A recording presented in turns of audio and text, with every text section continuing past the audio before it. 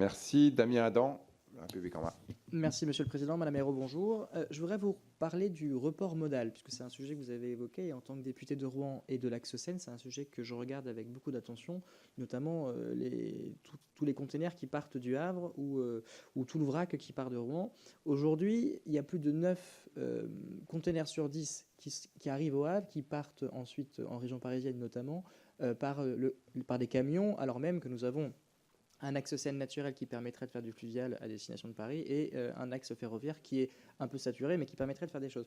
Vous avez évoqué ce sujet du report modal en disant qu'il fallait qu'on fasse des efforts, qu'on fasse des choses, mais concrètement, est-ce que vous avez des propositions à faire sur ce sujet, sachant que nous avons la loi d'orientation des mobilités qui est en cours, qui va intervenir au Parlement d'ici la fin d'année ou début d'année prochaine, ainsi qu'une réflexion sur le fret ferroviaire. Donc, je voudrais savoir si vous avez des propositions très concrètes pour qu'on puisse essayer d'améliorer ce report modal.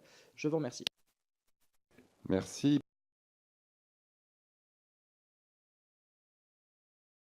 Je conclurai simplement sur le report modal, qui est effectivement un sujet auquel je suis très attachée. Il y a actuellement une délégation interministérielle qui a été nommée il y a un an, qui travaille sur ce sujet, sur le Rhône et la Saône. Et parmi toutes les pistes évoquées, il y a 2 pistes qui sont relativement simples à mettre en œuvre. Une première piste qui est d'imposer en fait des pourcentages de report modal, ce que font certains pays, et d'exiger que dans les conventions d'occupation temporaire des manutentionnaires, le report modal puisse être de X% sur le fer, X% sur le fleuve et X% sur la route. C'est une mesure qui ne coûte rien, d'accord.